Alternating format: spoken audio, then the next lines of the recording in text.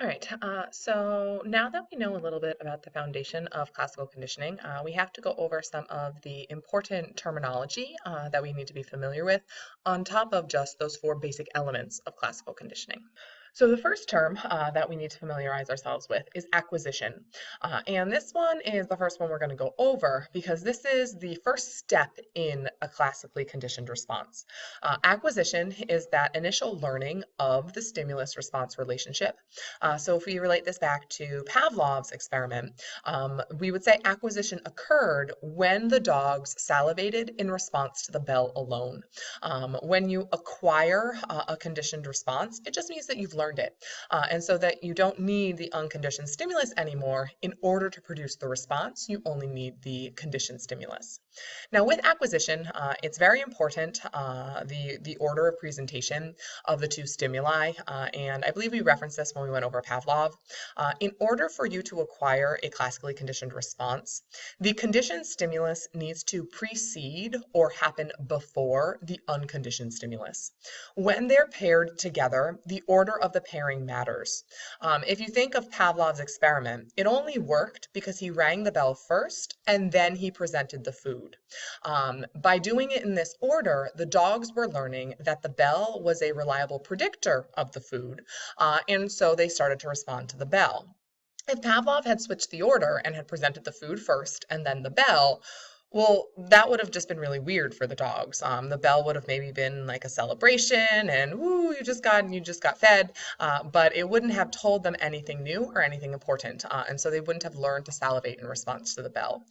And the reason for this is because classical conditioning it serves a predictive purpose and an adaptive purpose.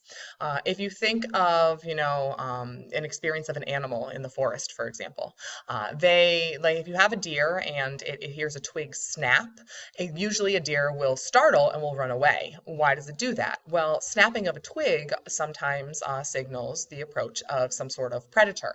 And so the deer has learned twig happens first and then a predator appears on the scene. And so we learn these predictions. And so in order for acquisition to happen, we really need to have that conditioned stimulus presented before the unconditioned stimulus. But it does have to be in a pretty small window of time. Just like we can acquire a conditioned response, we can also lose a conditioned response.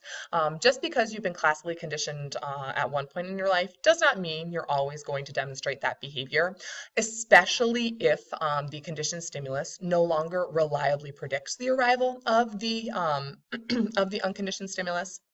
So when we lose a conditioned response, or at least when we stop reliably demonstrating that conditioned response, we call that extinction.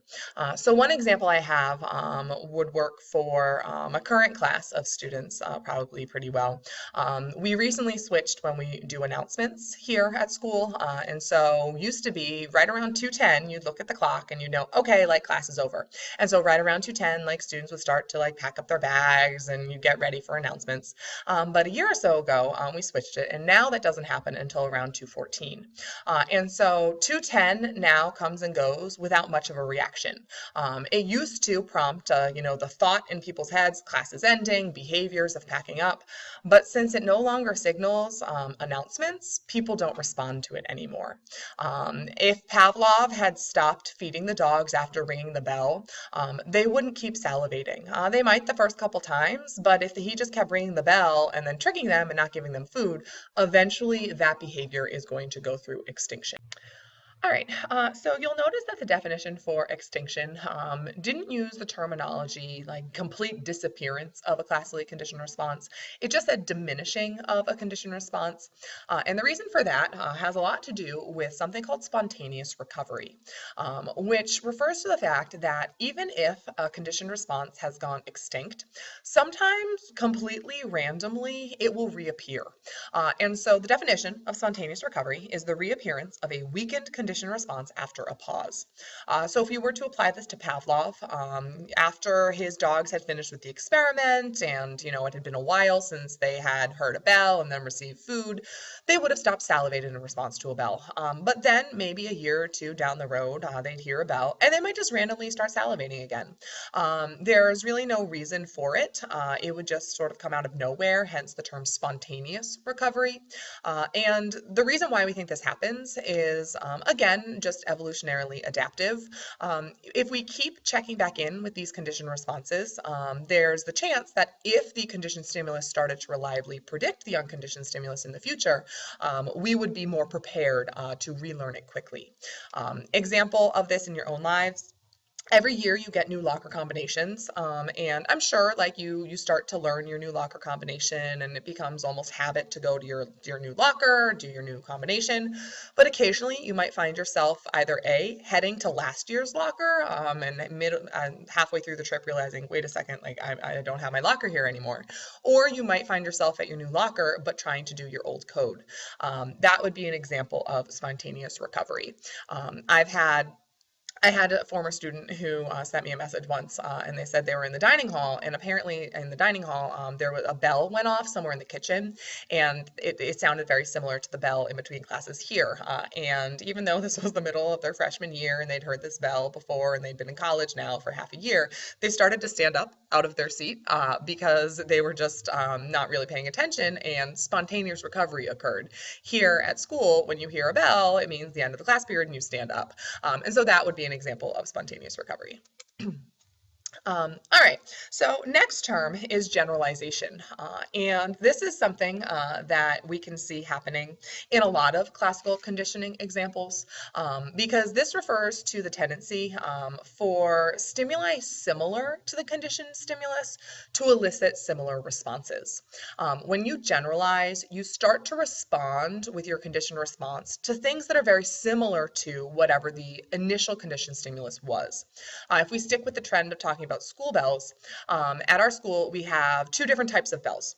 You have the bell that's more of the traditional one that's sort of shown here, like the metal bell. But then we also have that computer tone that will sometimes sound over the intercom. And even though you might have learned to respond to the traditional metal school bell, you can still now respond to the computer tone as well. You've generalized and you have the same response elicited by the two different stimuli. Maybe some of you guys have a fear of dogs or like a phobia of dogs. Maybe you had a bad experience with a dog once. Oftentimes you generalize fears, and so even if your bad experience was with one dog, you still express that same fear in the presence of all different types of dogs. The initial conditioned stimulus has now sort of expanded to include different types of very similar stimuli. And then lastly, we have what is somewhat the opposite of generalization. Just like we have acquisition, and then we have extinction, we have generalization, and then we have discrimination. Discrimination is your ability to distinguish between a conditioned stimulus and stimuli that might be somewhat similar, but are not similar enough to actually signal an unconditioned stimulus. So learning discrimination. One example I can think of is you learn that to start driving your car when the light flashes green. However, you don't generalize that response to any color light that is flashing. That would be dangerous. Instead, you've learned to discriminate. And so when you see a green light, that means go. When you see a yellow light, that should mean slow down. Life lesson should not mean speed up and try to get through the intersection. And then when you see a red light, it means stop. And even so they're all lights, what's important is that the differences between the lights signal different types of things, and you've learned to discriminate between those.